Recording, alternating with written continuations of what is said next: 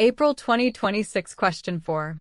This sits in Category 7, Pensions and Retirement Benefits, difficulty rung 6 on the prior exam ladder.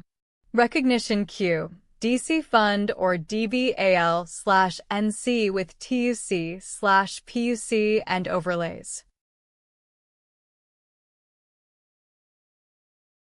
STEM focus, hybrid FAS DB plus DC top-up, PUC, early retirement mid-year, service table. Own the recognition queue and map before grinding algebra.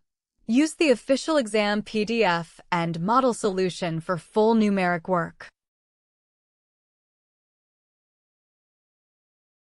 Attack with the Category 7 checklist. Step 1. Classify plan, DC/FAS/CAE/hybrid. Step 2. Project salary and service, accrual formula.